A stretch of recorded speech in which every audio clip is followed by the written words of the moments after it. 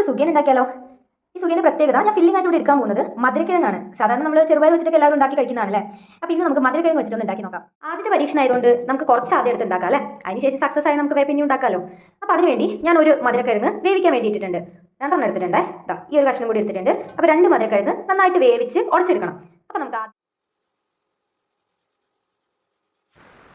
ഇതൊന്ന് തുറന്ന് നോക്കാം കേട്ടോ. നന്നായിട്ട് വെന്ത് വന്നിട്ടുണ്ട്. ഇനി നമ്മൾ ഇതെടുത്തിട്ട് നന്നായിട്ട് സ്മാഷ് ചെയ്യാം. അപ്പോൾ ഞാനിത് നന്നായിട്ട് ഉടച്ചിട്ടുണ്ട്. ഇനി അടുത്തതായിട്ട് ഇതിലേക്ക് ചേർക്കാൻ പോകുന്നത് ശർക്കരയാണ്. ഞാൻ ദൈ ചേർക്കാൻ പോകുന്നത് ഈ ഒരു പൊടിച്ച ശർക്കരയാണ് ചേർക്കാൻ പോകുന്നത്. നിങ്ങളുടെ മധുരമൊക്കെ നിങ്ങളുടെ ഇഷ്ടത്തിന് നിങ്ങൾക്ക് ആഡ് ചെയ്യാം കേട്ടോ. അപ്പോൾ ഞാൻ എൻ്റെ മധുരത്തിനനുസരിച്ചിട്ട് ഞാൻ ആഡ് ചെയ്യുന്നുണ്ട്. പിന്നെ നിങ്ങൾക്ക് അറിയാലോ, സ്വീറ്റ് പൊട്ടറ്റോ എന്ന് പറയുന്നത് ഒരുപാട് വിറ്റമിൻസും ആൻറ്റി ഓക്സിഡൻസും ഫൈബേഴ്സൊക്കെ ഉള്ള ഒരു നല്ലൊരു സാധനമാണ്. ഇതിങ്ങനെയൊന്നും ഉണ്ടാക്കിയില്ലെങ്കിലും ജസ്റ്റ് ഇങ്ങനെ പുഴുങ്ങി കഴിക്കാനും നല്ല ടേസ്റ്റ് ആയിട്ടുള്ള ഒരു സാധനമാണ്. അപ്പോൾ ആവശ്യത്തിനനുസരിച്ചിട്ട് ശർക്കര ആഡ് ചെയ്യുക. എന്നിട്ട് അത് നന്നായിട്ട് നമുക്കിതിനെ കൈ കൊണ്ടൊന്ന് നന്നായിട്ട് മിക്സ് ചെയ്തെടുക്കാം.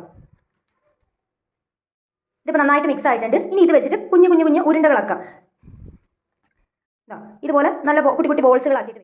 അപ്പോൾ എല്ലാം ഞാൻ ഇതുപോലെ ഉണ്ടാക്കിയിട്ടുണ്ട്. ഇനി നമുക്കിത് മുക്കി പൊരിക്കാനുള്ള ബാറ്റർ റെഡിയാക്കാം. അപ്പോൾ ഞാനിവിടെ യൂസ് ചെയ്യാൻ പോകുന്നത് മൈദയാണ്. ബാറ്റർ റെഡി ആയിട്ടുണ്ട്. ഈ ഒരു കൺസിസ്റ്റൻസി നമുക്കത് മുക്കിയിട്ട് പൊരിക്കാൻ പറ്റുന്ന ഒരു കൺസിസ്റ്റൻസിയിൽ ബാറ്റർ ഉണ്ടാക്കാം. ഇനി നമുക്കൊന്ന് എണ്ണ ചൂടാക്കാൻ വെക്കുക. എണ്ണ നന്നായിട്ട് ചൂടാവണം കേട്ടോ. നമുക്കിതൊന്ന് ഇട്ട് നോക്കാം.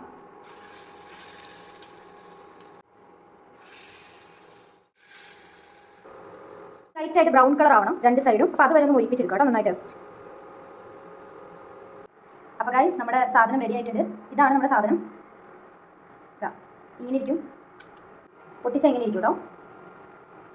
ഇപ്പോൾ എനിക്ക് തോന്നിയ 1-2 കാര്യങ്ങൾ ഞാൻ പറഞ്ഞുതരാം. അതായത് ഈ ഫില്ലിംഗ് ഉണ്ടാക്കുന്ന സമയത്ത് ഞാനിവിടെ ഒരു വിസിൽ അടിച്ചിട്ടുണ്ടായിരുന്നുള്ളൂ. നിങ്ങൾ ഒന്നും കൂടെ നന്നായിട്ട് ഉടയ്ക്കണം സാധനം. അപ്പോൾ ഒരു വിസിലും കൂടെ അധികം അടിച്ചു. അപ്പോൾ കുറച്ചുകൂടി ടേസ്റ്റ് കൂടും. പിന്നെ അതേപോലെ തന്നെ ശർക്കര, ഈ പൊടി ശർക്കരയേക്കാളും എനിക്ക് തോന്നി നമ്മുടെ അടുത്ത ശർക്കര തന്നെയാണ് നല്ലത്. അപ്പോൾ അത് ഉപയോഗിക്കണം.